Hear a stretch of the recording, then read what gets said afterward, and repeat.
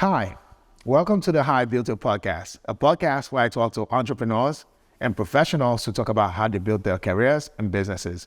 And today, I'm super excited to be chatting with a data management specialist, but wait for it, also an Afrobeat artist. You wonder how those two come together? Well, in this amazing interview, you're gonna hear a lot more about it. So let me set it up. Okay. So, Gbenga, I'm super excited to welcome you to the show. Great to see you. Thank you for having me. Great. So, for people who don't know you, can you tell me a little bit about yourself? Yeah, so for those who don't know me, actually, my name is Gbenga, but I'll go by Cincy. That's my music name. And, I'm still a professional. I still have my 9-to-5 job. I did not quit my job, but, and at the same time, after work, I'm an Afrobeat artist, I love music, man. Music has been like my soul, my family has been from music. My dad, I always watched my dad growing up playing like keyboard and singing. My grandma always making, sounds with our mouths. So God bless the soul, man, so music has always been following me, man. So yeah. So you're really big on the music stuff. That's amazing.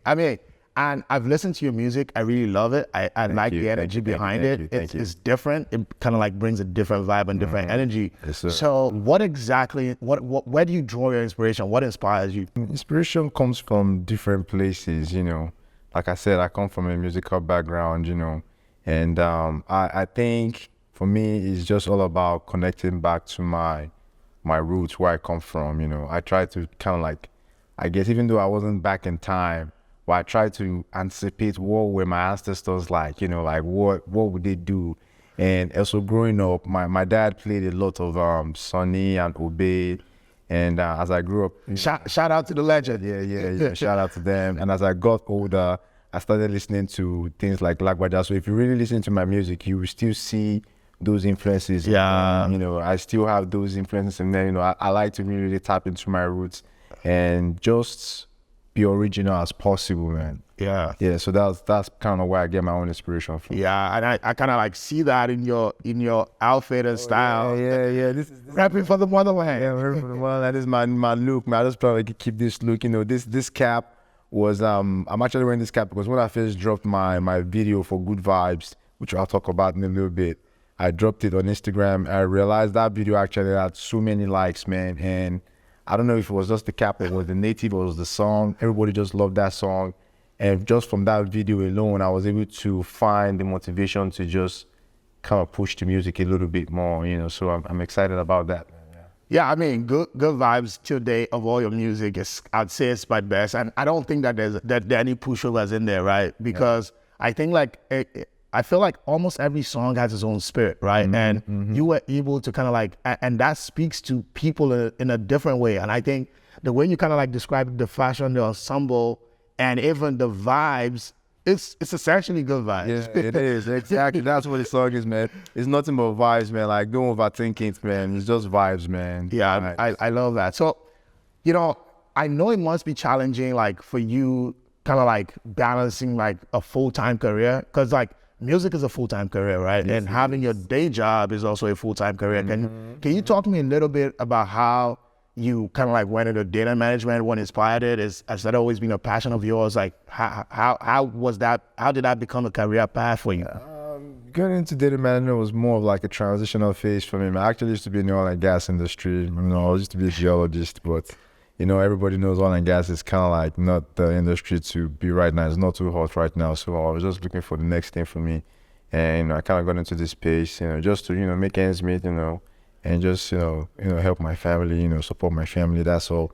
I'm not trying to, do more than that, but now I try to switch from that and go into music, because music is kind of like where I tend to just, cool off, release that stress, and just be in that space whereby I'm just like, okay, no worries, nothing, everything is good. But I know everything is not, once I switch off from the mic and come back to my normal self. Lastly, can you tell me, like, for your music, like, what is the next big thing for you? Like, what next are you trying to achieve? For me right now, I'm just taking it slow, man. I like to work in my pace, man. I don't like to put myself under too much pressure. And right now, I'm just trying to promote my music, man. You know, for me, I feel like I've achieved quite a lot, man. Even from the result I've seen from, I know where I came from, I know my own story, you know, and I've kind of personally fought with that, man. So for me to do some of the things I'm doing right now, if I'm sitting right now and doing this podcast with you, for me, it's like something I will never do. So I see a lot of growth in my talent and my character, and you know, I really thank God for that, man. So, and you know, that's kind of like, for me, that's kind of like where I am right now. And the next move for me is just to continue to have my music, you know, being out there, get more exposure, because it seems like when people hear the song, they seem to find some kind of connection to it. You know, shout out to everybody who's been sharing, you know, liking it. You know, that's been, you know, pushing me going. You know, so I really appreciate that, man. So like you a lot of people loving it, and you just want to share more with the world and get more people to feel it. Yeah, you know, because I just don't want to have this talent. I feel like I'm supposed to Do something with it. Yeah. Like I'm like, no, God didn't just give you this kid. Like, this is real. You know, I still fight myself till today. You know, to ask myself, is this really real? Because you know, if you ask my engineer, man, shout out to Timmy in Ghana, man. He mixes all my music, masters everything. He understands my sound, and he keeps telling me like, bro, your music are really good, but I just never think it was. So there was this spirit that was just holding me back and telling me that I wasn't good enough.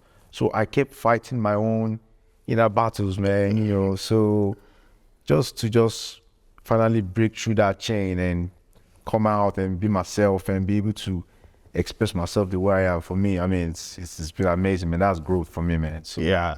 So how can people find you? How can people support you? How can people follow you? yeah, you guys can find me on Instagram, Cincy 2.0, CINCY 2, then point and 0. I'm actually also on Spotify, Cincy.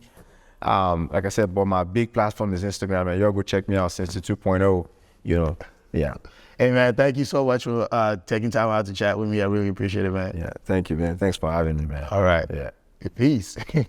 Thank you for sticking to the end of this interview. I hope like you got as much value out of it as I did. If you enjoyed it, please subscribe to the channel. Also, check out all the other videos of all the amazing entrepreneurs and professionals I've chatted with in the past. Hope to see you in the next video. Cheers. Give me good vibe. Yeah, nada.